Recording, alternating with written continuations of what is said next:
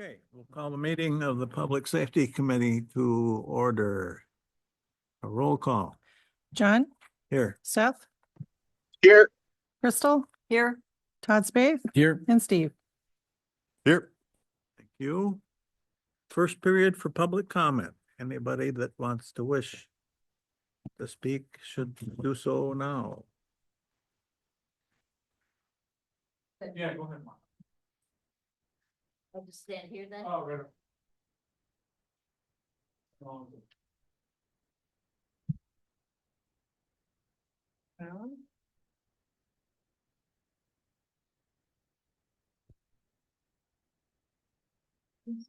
Yeah. The back lawn. Front lawn for the people who live behind me. Is it statutes that the city has? Oh, I'm sorry. And then says an FYI, if you have clarifying questions, we can answer them, but we can't respond. You can't respond. Okay. I'm Wanda Aird. My address 311 Chase Street, apartment 2 in Viroqua. I live just off Chicago Avenue. And the pictures you've seen are the lawn of 815 Chicago Avenue. Like statutes are 8.2802 says lawns shall be maintained in a clean and sanitary condition. And also in that statute, it's saying that foundations should be kept in good condition to make them rodent proof. There's skunks coming out of there. Wonder if they're rabid. I've lived there 4 years, haven't had mice yet, but I bet I do this year. I don't know. I know the also the ravine there. I don't know. Some say the city owns it, some say the property owns it, but noxious weeds, supposedly there's poison parsnip in the ravine, is what I've told. And grass over 8 inches isn't allowed in town. But somebody's sunflower got cut down. So there was an elderly lady at the building next to me. She moved away because of her allergies and everything. Because nothing was done. So is that it? It's your vote. Okay. 8.32 says that I'm told it's landscaping that I call it weeds, but it's landscaping. But it's supposed to have a natural or man-made border. Mowing is not a border. And that's the whole length of the property back where that Runnings owned. I think it was, Justin, that your folks owned it. Yeah, you mowed it all more often. But I guess, I don't know. I had my say. Don't know what else more I can say. Like I said, I've lived there 4 years and haven't had mice yet, but there's skunks and everything else coming out about it. And yeah, there are skunks in town, but I'll bet there are a lot more living in that weeds. So, okay. Do you ask me questions? Is that what you said? Yeah, if the group has any clarifying questions for Wanda regarding her public comment, you can ask those, but overall you can't respond to her statements. It's typically. I guess I'm not sure. Todd, do you want to use your mic, sir? I'm not exactly sure where this is. It's off It's Chicago It's the Avenue. back, it's where the people who own Great Wall used to live, but now Okay, I'm told that Pleasant Ridge bought it. And then they bought the land from Runnings after they moved in. It's my back lawn, so you you know. live it's in, Terrace, Chase Street Terrace Apartments View, or whatever yeah. they call it. Okay, okay, I see. Yep, gotcha. Terra View, Okay, yeah, now I see where you're at. Okay, thank you. so.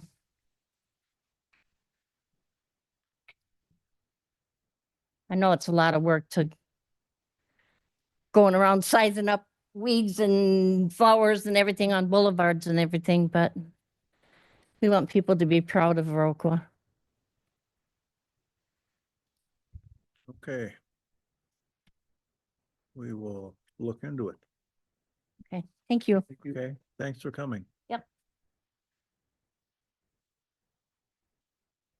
Number 3, review and approval of August 19th, 2025 meeting minutes.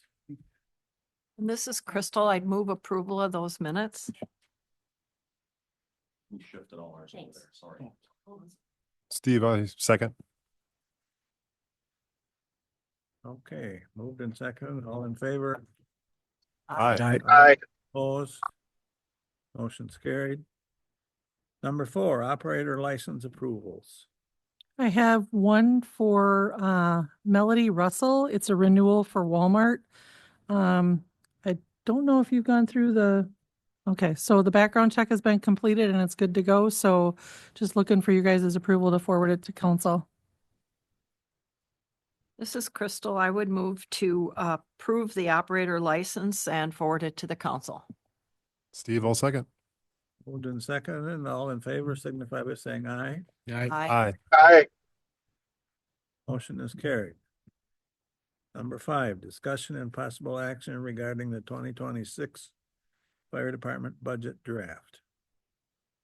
So I'll start just as providing a little preface to the group here of where we're at in the budget process. So the department heads submitted their budgets back in August. There was a public presentation of the department heads' budget drafts that took place around the I think one was on like the 21st, 22nd, and then another one on the 27th of August. In and around that time and stretching up until last week, the budget team then took all the department budgets and went through the task of sitting in this room for approximately 12 hours and putting together the budgets into a singular draft that would meet what we believe are the city's goals and, more importantly, meet levy limits, which is always a tight ceiling that we're up against. And so the budget drafts over the course of last week and one more this morning were shared with the department heads to let them know, like, hey, what changes did the budget team make to your budgets, so that they were aware. And then the next step after that is to bring them back through committee now that the budget team has gotten their hands on them and get feedback from this group. And again, eventually, as we get into the October and then certainly in November, we'd be looking at full approval. But we're at a stage here tonight where this is actually the first 2 departments to go in front of their committees. Park and Rec and Public Works go next week, Library at some point in the future. I don't know whether or not the airport will get in front of the commission in time, but that's a whole other story. So that's just a heads up on where we're at today. And again, typically at this point, we don't get approvals of budgets. It's more of just like, hey, are we on the right track as a budget team? Is this meeting the goals of the committee? So on and so forth, and just generally sends us on a path where the only other thing I'll say before I hand it over to Chad is there are still a number of items that need to come from the state in terms of budget numbers. And those are fairly large, as well as Health insurance numbers. health insurance, as well as Lori and I have been working on looking at another vendor for property liability, workman's comp, things like that, to find some additional cost savings. So again, we're not at the end here. This is just a midway point to get community feedback. And certainly there will be some adjustments and things that can change from here. But is there any questions on the budget process and where we're at tonight? Okay, super. So I'm going to put up Chief Burrows's budget here. Chad, is there any page in particular you'd like me to start on? Just start on the first page, the main page. Okay. So with the fire department's budget, not a lot is changed since you saw it the first time when we reviewed it. We did take a hard look at what the future would hold for the department. You remember we talked last time about the needs of the department and the direction we need to go. We made a hard decision. It wasn't fun, but the need is more towards fire officer, if you remember. And obviously, due to what Nate just said, there's not enough money due to levy limits and things like that to just ask for more. And so we had to make some hard choices of switching out that position with a fire officer, and made some cuts here and there on some things. We're gonna have to just take it a little slower on in 2026. We are lucky to have gotten through the tires and, you know, the tire replacements on the bigger trucks, so we're more solid on that. I'm trying to, there was something else I wanted to say here. So overall, just, I know what I was gonna say. So we kept it fairly tight on the utilities for the new station, not knowing exactly where that's gonna be. Some maintenance things with the equipment in the station, like HVAC, those pieces and parts. So we're gonna have to hold the line, obviously, but we're using a lot of guesstimates on that, on those line items. So over and above that, I guess I don't know if I really had anything more to say than that. Am I missing anything, Nate, from what we talked about? Well, I think what would be a good summary is sort of scrolling down here and totals, yep. looking at total changes within the department budget. And that sort of wraps up sort of what the chief was talking about in terms of, again, for those of you who don't always look at these spreadsheets, anything that's in this variance column from one year to the other, if it's a negative number, it means the budget's actually increasing in that particular category. And if it's a positive number, it means that that expense is actually decreasing. Oh, fair enough, fair enough. So, You're looking at around a $34,000 increase to your department budget. correct, yep. And a portion of that obviously is the township's share. I do have a meeting, or we're gonna have to work on setting up a meeting with them once we get to a certain level with the city, so we can review that piece of it. I already had a few discussions with a couple of the chairs on how to work through that piece, but you know, part of it is also bringing in fire inspections back into the city and the towns, and us doing them again due to the lack of quality of work. I would be comfortable saying. So we're gaining a fair amount with this, bringing those funds back and just everything else that I've talked about. So I think it's approximately 20-ish for the city. Does that sound about right? Increase? Yeah, so if you look at this number right here, this is the net change. Essentially, think of this as what taxpayers have to pay more for the fire department's budget. So while total expenses are increasing over almost $34,000, the revenue that the fire department brings in is increasing by 14. So the total net difference of what it's going to cost the city more to run the fire department is actually a little more than $19,000.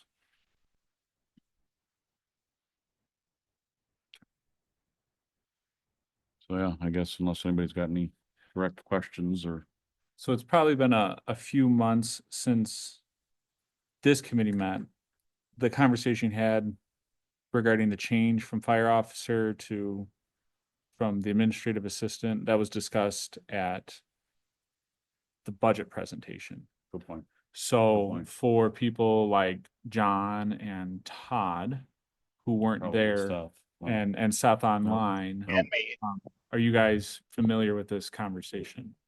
Okay, it was had at the, I think at that point, yeah, I think even we touched on we it, touched not on it at the not as in beginning. much detail because we didn't know what was really going on, but all the details. But yeah, if you have questions, please ask, and I can fill in the blanks. But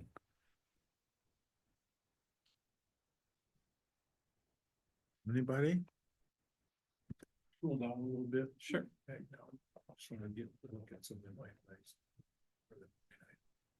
And there's a lot more detail too as well. So if we need to dig into any one of those categories, we can. can you tell us why there was a need to change from an administrative assistant to a paid Well, fire officer? Yeah, so we spent about a year, wouldn't you say about a year? I mean, it was 6 months, but yeah. by the time from the time we started that till today, let's say, because we haven't talked a lot about the details, but we started meeting with, I think it was Justin, myself, Nate, were the main ones, and then the assistant chief hopped in on a few different meetings, but we were talking about the different changes that the fire department's seen, the increase in call volume, the fire inspection thing that I was just talking about, recruitment, just everything that to do with the fire department. How do we address that long term? And the ask from the fire officers, the current fire officers, is becoming too much. We talked about the amount of hours that I'm putting in. Again, a lot of this you guys are aware of. So through all that, we determined like really the only fix is to have someone, essentially another me to a point, that can respond to calls, that can do, the heavy lifting, the actual fire medical aspect of it, right? And so the administrative assistant couldn't fill those voids, no matter how much we would like her to have been able to. That's not what she was hired for, that she didn't have any training in that, or whatever. And so we still need an administrative assistant because there's still day-to-day activities, and we got a long ways with that. But throughout, again, that 6-month review or discussion or whatever that we had, that was great, but there was still in a way maybe more important things lacking, I guess. So we had to make a hard choice. What's most important for the department and the communities that we serve, well, communities that we serve, and it's obviously responding to the calls, right? And so, transitioning over to a fire officer that would have those abilities could also fill in some of the voids that we're losing, right? It won't be the same, but in some ways it'll be better, and in some ways it'll not be so great. But if money wasn't an issue, then I wouldn't be, proposing this. I would be proposing just adding someone, right? But I'm well aware that that's not feasible. And again, we had to make some hard choices, and it's not perfect, but we feel that that's the direction that we need to go and to keep moving, at the pace that we've been moving. So that help? Okay.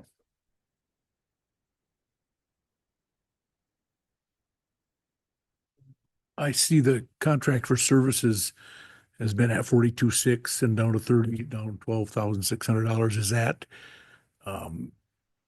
fire inspection fees, or what?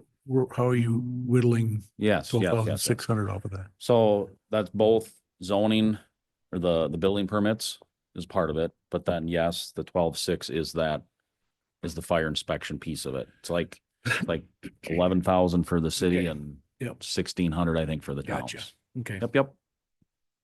Yeah, and when it comes to building permits, in years past, I've tried to really forecast what building permits will land at, both in terms of the expenses and revenues, and it's such a challenging thing. This last year it was bonanzas with a lot of the large projects, but I don't see how many of those are left. There certainly will be, but at the end of the day, that particular one is for the most part an offset expense and revenue. So we'll end up net positive on that, but to say that we're going to make another $15,000 net is incorrect. So that number's probably going to be low overall this year, this next year in 2026, but again, it will be offset by equal or more revenue. And the other repair and maintenance, that was the tires for the most part. Part of it. So last year we had to make some cuts, remember? And so some of them were re-asking for that back, but then there was also decreases due to the tires, and we cut some some bunker gear and some radio stuff, and we were able to kind of shift or whatever to make that less of an ask, right? And in this case, it's actually a little bit of a savings to help offset that position. So Gonna still try and write that DNR grant, if you remember last year, trying to continue to write that DNR grant to save a few dollars, or at least have assistance with that. We're hoping that we can write another EMS grant to help with that for supplies, and so far we've been successful and saving, a few $1,000s here and there, and it makes a big difference. So, as long as we can continue that trend, it's a good thing. So,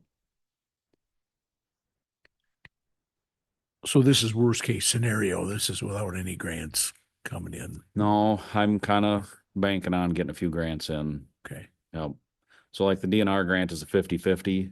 And so, oh, my head hurts a little bit. Sorry. So I'm trying to think. So it's like $10,000 I think you can ask for, and it's a 50-50 grant. Actually, it might be more than that. Anyways, if I ask for 10 grand, they'll give me 5. So I still have to have some money in there for that. Yep. But it definitely goes long ways, right? 50% versus the 100%. So yes, I'm hoping for. If we don't get the grant, it's not necessarily the end of the world. It just puts us back a year or a little behind on getting radios and pagers and things like that replaced. And just got to monitor that, right? And make sure we don't get too far behind. And, we may have to discuss it for 2027 if we aren't lucky, right? So, but so far it's been pretty good.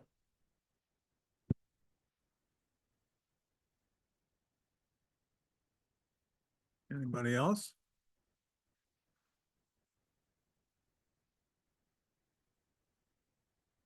Chad, are you done? I think so, unless anybody has any questions. I mean, like I said, not a ton had changed when I originally showed you guys a couple months ago or whatever it was. So yeah, I think it'll be an okay budget if we can get this through and be a little tighter with some changes and stuff, but everybody's got in the same boat, right? So we make it work. When this was presented at, when was it?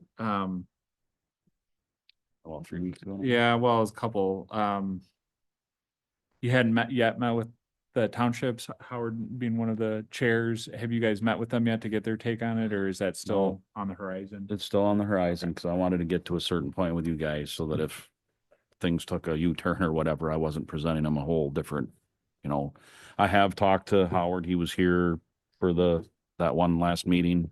I did talk to Barrett from town of Franklin a little bit yesterday, not in super detail, but I did make mention of, we've got some more discussions that we had with the townships and hopefully make it a little less less of an impact. I haven't talked to Phil from town of Rockville yet, but again, the two of them know that I'm waiting to get to a point to where we've got some solid information on what you guys are thinking.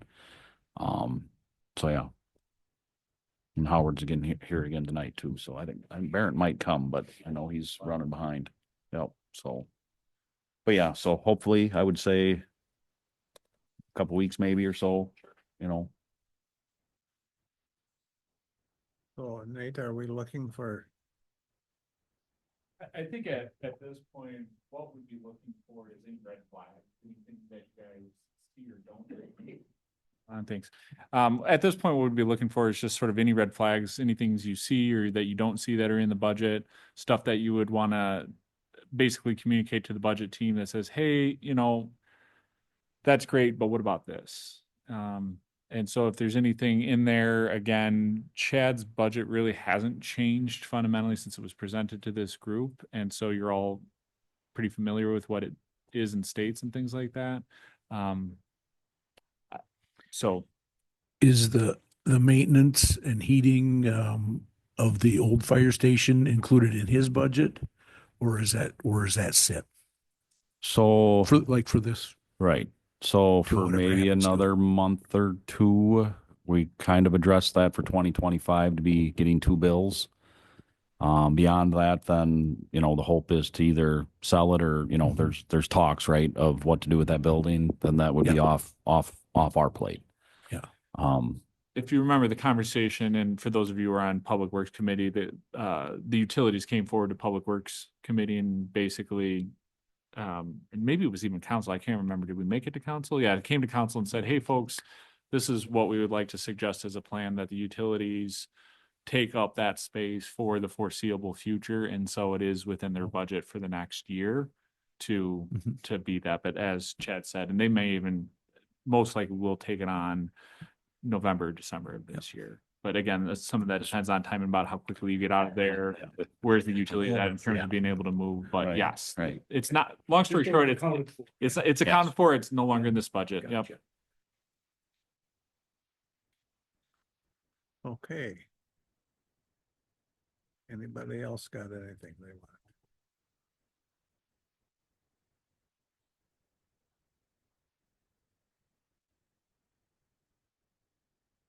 With Thank you. that, thank you, Ted. We'll move on to discussion and possible action regarding the 2026 Police Department budget. All right. Chief, I'm gonna pull up the same main sheet for you, if that works as a starting point. We can start wherever you think is appropriate. I'd like to handle this a little bit different than how Chief Burris did. This morning, I had actually a meeting with a member of the budget team and Nate. Was advised of some significant changes, so I would like pretty much time to reflect those changes. So I have the correct numbers in front of you, whether it's next week or before, Nate we'll figure out what the budget team and the committee meetings will meet. Whether it's like next Tuesday or the following Tuesday, however it works out, but I would like to table the budget side of it. But I would still like to talk about a few of the significant changes to let the Public Safety Board know what was presented to us for the police department. So if that's okay, move on, or what would you guys like to see? Sorry, I heard you say two things, right? Part of you Two said things, yeah. table it, but you, I would like to table the budget side so I can give the public safety correct numbers from all the changes that was discussed earlier today. Just because I didn't, it was brought up to me today and not had enough time to reflect them with some accurate numbers for you guys for those possible changes for the budget committee, what they presented. But then I would also like to discuss some of the possibilities with the public safety. So there's two things there. yeah, okay. So if I can just move on and maybe we can talk about the budget next week with some accurate numbers. The reason I'm questioning is it sounds like you want to talk about components of the budget. Correct. Okay, then we would stay within the agenda item. Correct. And as long as it's okay with John, he would like to bring up maybe 2 or 3 specific elements of the budget, but not discuss the budget in whole. Correct. Is that okay with you? Sure. This morning I was presented, the budget committee had a recommendation of eliminating our second shift dispatcher. What that dispatcher's roles would be. And I use the dispatcher term very loosely. That is very much not the entirety of what they do. Just to, I guess, highlight some of the issues again, is that second shift dispatcher is there as a keeper of the building. And what I mean by that is like when we have 4-H, like today we had a supervised child custody visit for 2 hours. When we would not have somebody in the building, we can no longer provide those services to the those individuals. The abused or domestic abusers, when they meet, the social workers love using our building just for the mere fact that they have somebody that is more safe, it's controlled, it's on camera. Those individuals or services wouldn't be provided anymore. Not so much just even the DMV. And these are the numbers where I'd love to bring back the budget, show how much exactly we've made with the DMV services. And it's not so much the DMV services that I'm concerned about, because even how minute those revenues could be, it's what we see day in, day out. Most of our DMV services are between 4 and 8 p.m. So DMV services close at 8 p.m. Just to see that we are open outside of the DMV, seeing the individuals come in with their kids, we show them tours. They see the cameras, they see, or the television of all the events that are coming up. They grab the flyers, the canine golf outings, those type of things where we would never have that foot traffic if it wasn't for the DMV. So just the DMV is not just financial alone. It is just getting people into the door. But it would be other programs like the Boy Scouts, the Girl Scouts, the 4-H, the youth and not youth and hunter safety.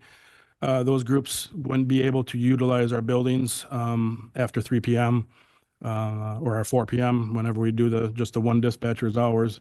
We wouldn't be able to provide those services. And as you guys have all heard through city councils, your library boards, this is something that is still very much needed in the community until at least what the library can get their community room done, the bathhouse is done. The timing of this is, I can't tell you how many people are there daily just to utilize those rooms. I had 2 council people, or Nate and a council member, just today, seeing how busy kind of it was. So just before any hard decisions are made, I would just really recommend you guys come in and knowing what they do. Just the open records, just having another administrative assistant, even if we would get rid of the dispatch side of it and have county dispatch it, the 24-hour department, the only 24-hour department of the city is extremely busy, where having just even open records, I tried to ask, we didn't get the hard numbers yet, but from 15 to 20 open records a week, which depends on redaction, and juveniles can be anywhere from a half hour per record. So this is very time consuming. So that position alone is very warranted. So that was just what was presented. I would love to come back and show you those unless there's questions about the second shift dispatch administrative assistant. I would love to answer those right now, but that was presented to me this morning or late morning. Anybody with questions? So I have one, Rick. Have you ever got any numbers or records that you could show for all the things you're speaking about? Absolutely. I can even show you how many times a second shift dispatcher creates a call. Okay, good. And I did get a couple of those. It was 100, and that's why I asked these two here. Is July sticks in my head, 175 calls for service just from what Nettie did. Dispatcher and Olson did for a second shift, and that is just for cases. I believe June was a little higher, but I don't have all those numbers. And on track this month, I know where she was at 56, 52 already this month, halfway through. So we'll be well over 100 of those calls for service. I would also like the chance to talk to the sheriff and Bruce Olson in particular, because that will have a huge impact on his department of calls for service. I know I've said these numbers that always is between 18 and 1900 calls, phone calls that come into our office a month. So that is asking a lot for, another agency without kind of giving them the heads up. So I would like to, speak with them a little bit too. But yes, those numbers, that's what I love about our CAD system and law enforcement in general. We keep records of everything.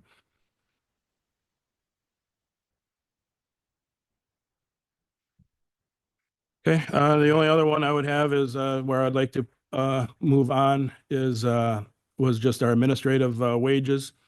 So when I did the rough draft in late August for the budget committee, we had a very strong unknown with the union contract.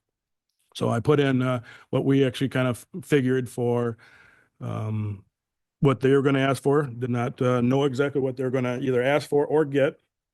And then, so I put in just a number, and I used the same technically comparables that the police officers unions used for, and I used those comparables for the chief and then actually the second in command, which the second command can be misleading to a degree. Depends on if you are like Prairie du Chien, they have a lieutenant. If you have Richland Center, they have a assistant chief. If we use Dodgeville has an assistant chief. Sparta has a deputy chief. What was the other one that they used? Lancaster is a sergeant. So some of those are different responsibilities for each said agencies or municipalities.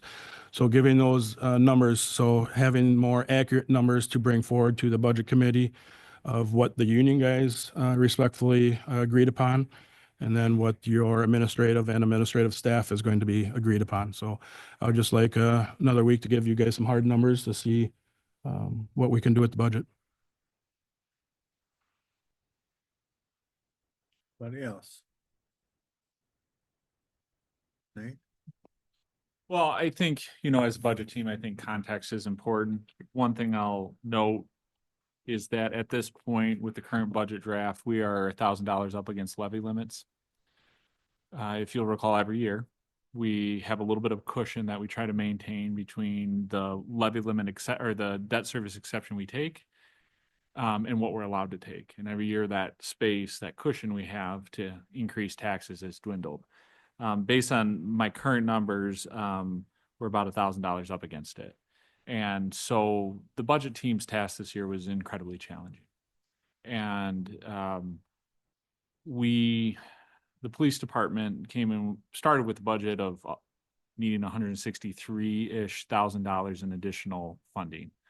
And based on, again, numerous values, the budget team looked across the city, and the two changes that were made were most notably made for those reasons of just the fact that we can't, in my position, can't continue to afford as many full-time positions as we have. And then, again, wages and benefits, we had talked, and correct me, anybody on the budget team if I'm incorrect, is especially for the assistant chief position, that's a new position that got reinstated after it was a lieutenant for a while. The wage got set, and typically we don't do adjustment increases right after somebody steps into a role. And so that has been a pattern. But again, I hear what, Chief Needfeld is saying is there was a significant increase that came with officers as part of the bargaining. And so just a little bit of an insight about some of the conversations that were had at budget team and how we arrived at this as being part of the draft. Did I miss anything? Okay. And again, when I spoke with the chief, I said, this is what it's about. Let's get some input from the committee.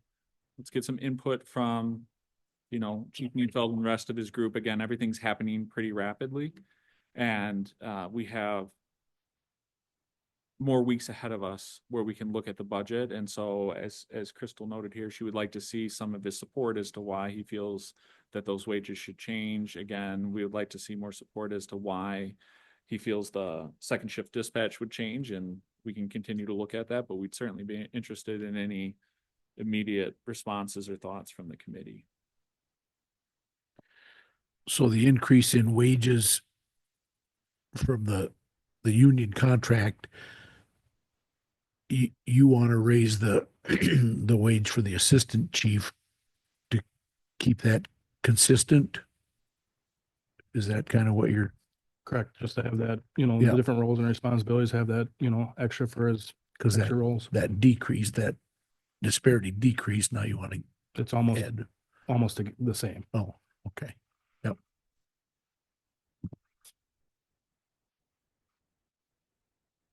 Anybody else?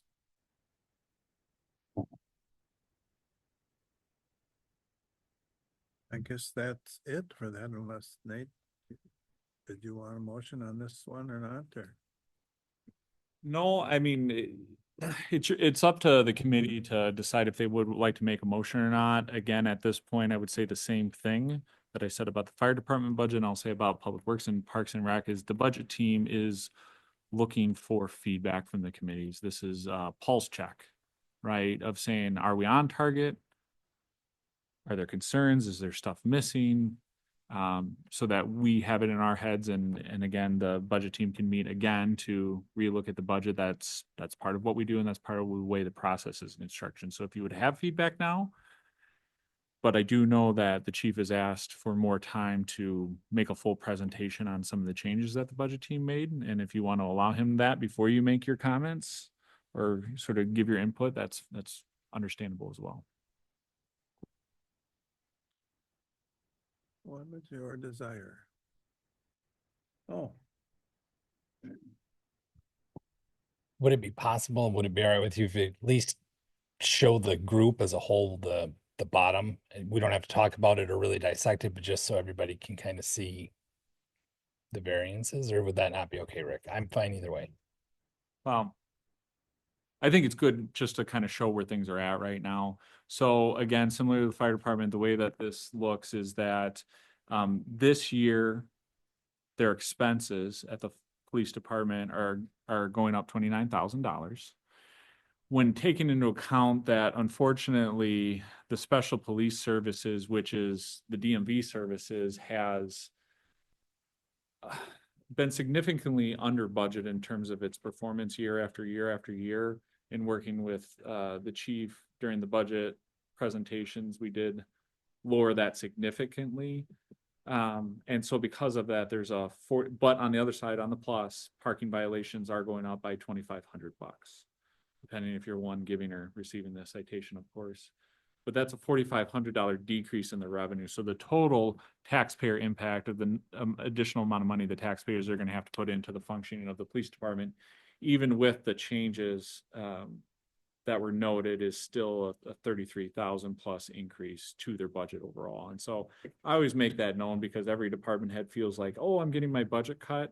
It's important to understand that for the most part, since I've been here, departments always, except for maybe one exception where something went down like $3,000 because of health insurance or something to that effect, we've seen department budgets always go up. We're just not able to we just don't agree or aren't able to make the increases to the degree that they would like. And this is certainly the case this year.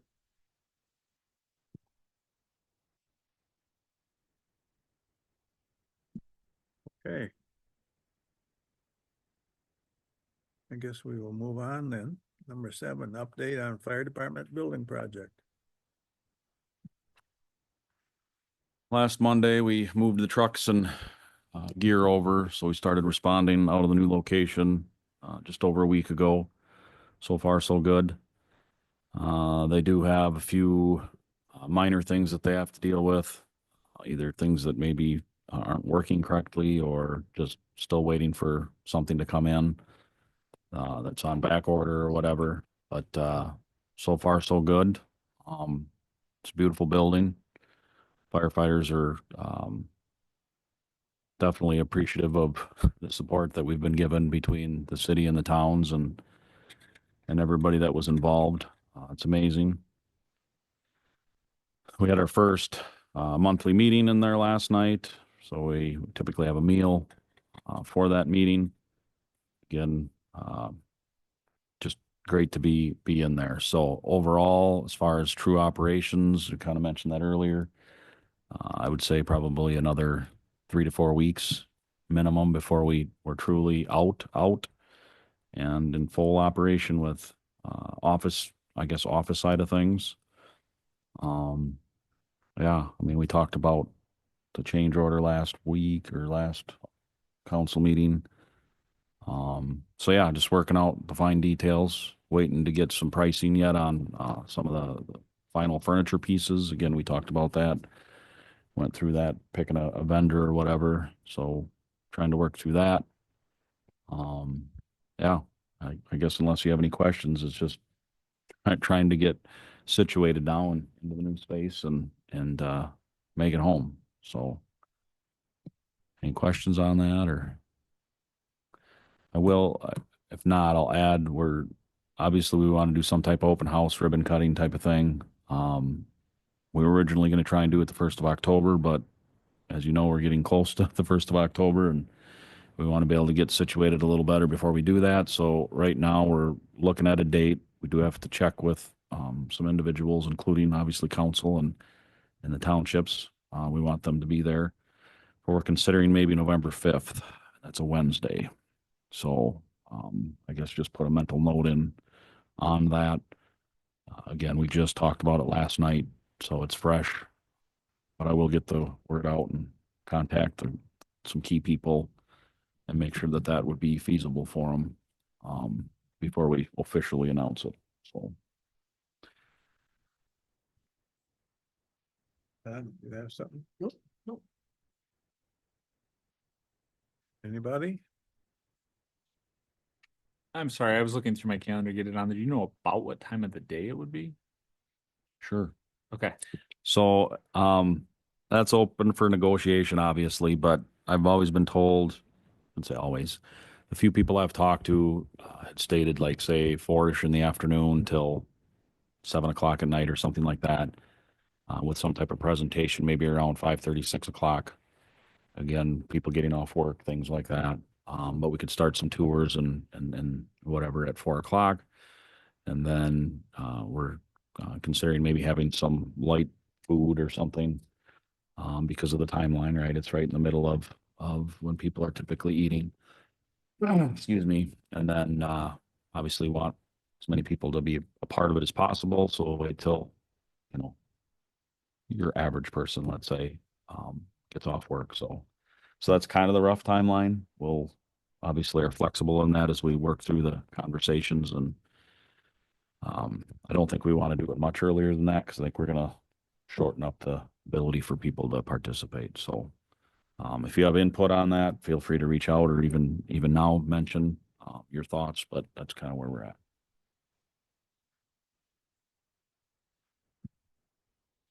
Okay, Rick, you want to go next?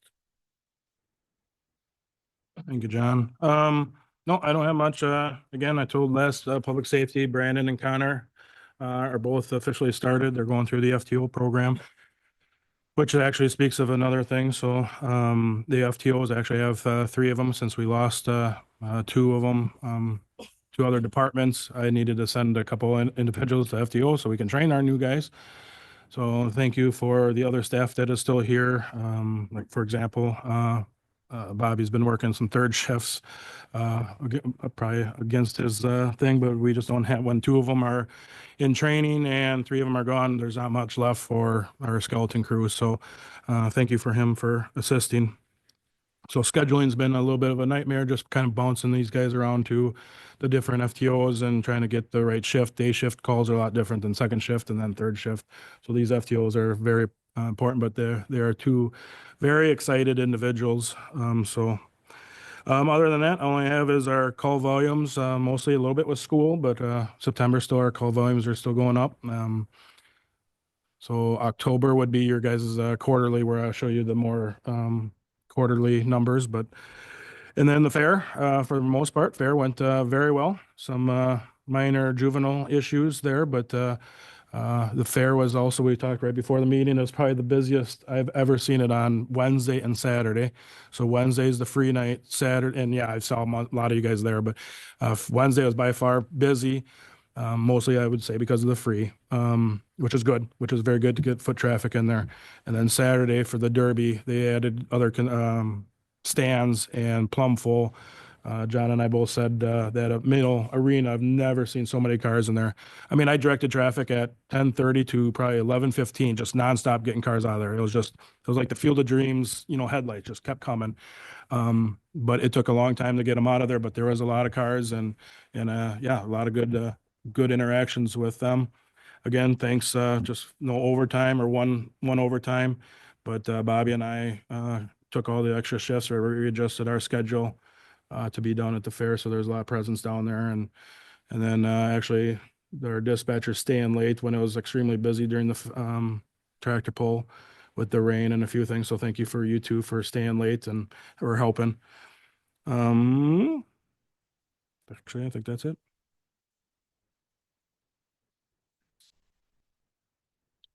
Okay, Chad?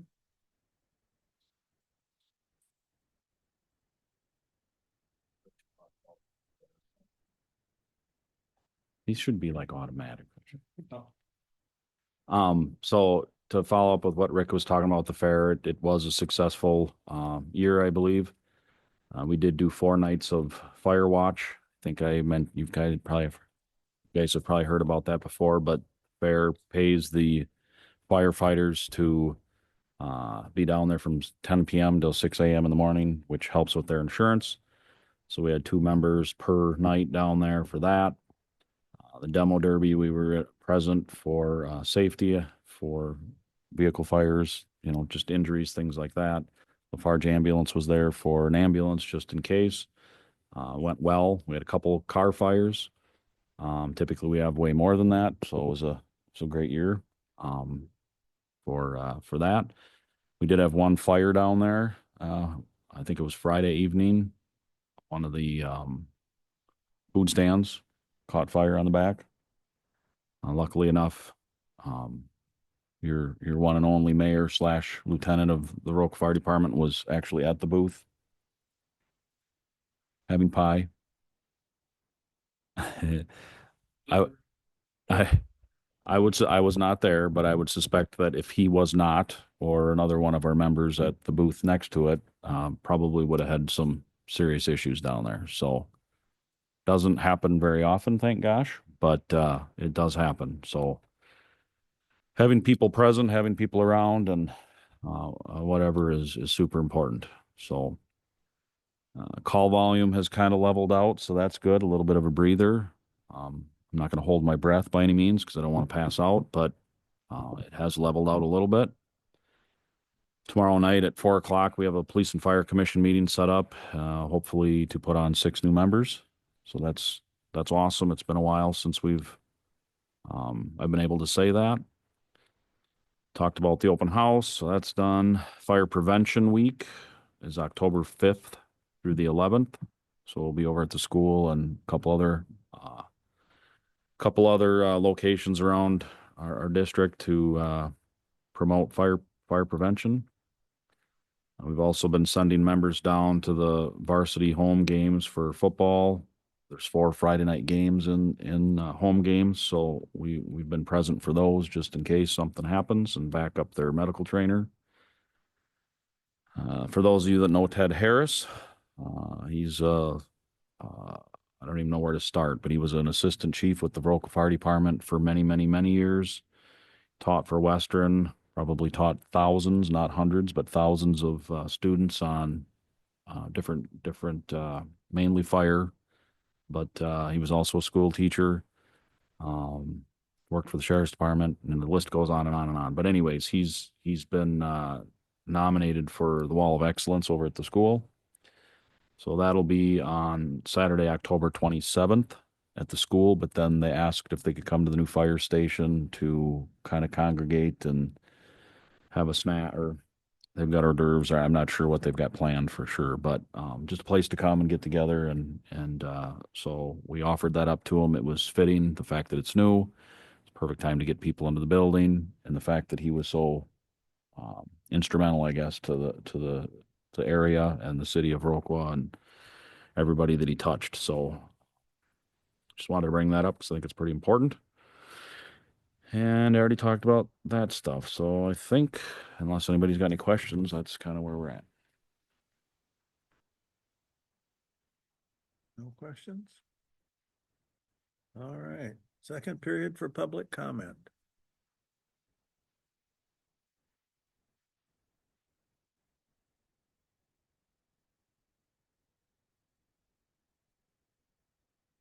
Hello, I am Annette Olson. I've been a dispatcher at the Viroqua Police Department for over 15 and a half years. And then this is dispatcher Corinna Halverson.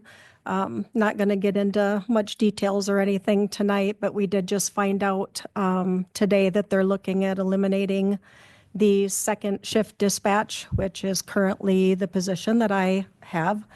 And we look forward to getting you the numbers that you're looking for. To show you the importance of this position, with it being the 24-hour department in the city, and the benefit that it is to the community, whether it's meetings or even having a second dispatcher for if there is only one there and they take a week's vacation, is it just totally closed? So, there's a lot of benefits to having the two dispatchers. So we're again looking forward to getting you those numbers. If you've got any questions for us, Corinna works day shift, I work the evening shift. We'd be happy to speak with you, show you around, show you what we do. I currently do the audits and the TAC coordinator, and help with the reports and things like that. So it would be a lot for one dispatcher / administrative assistant, especially with the city growing as it is. So again, I feel it's a very important position and feel very strongly that there should be the 2 dispatchers there. And if you're looking, this is Corinna Halverson. If you're looking for some of those numbers, we do have some on the Viroqua Police Department website, City of Viroqua. there's a tab on the left-hand side that says calls for service. We have it laid out monthly as the calls for service, just the total numbers, total arrests, total citations. Again, the importance of a second dispatcher / administrative assistant. The records requests that I do during the daytime shift sometimes are not, they want to come in person to pick them up. So having that second position opened in the evening hours after work when somebody gets their records request filled, they are able to then pay for those because we don't have the option currently online to pay for those records requests. So they still have to come in and pay in person.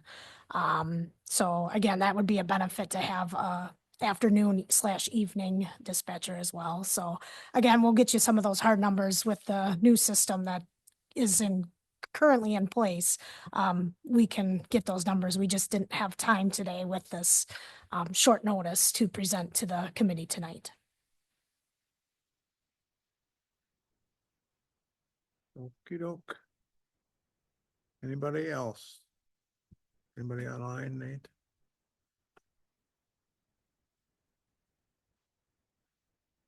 I think you're good, John.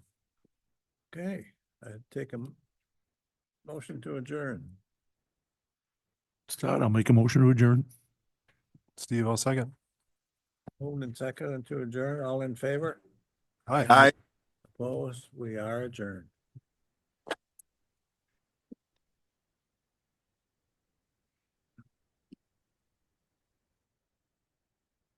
Oh, you just did that.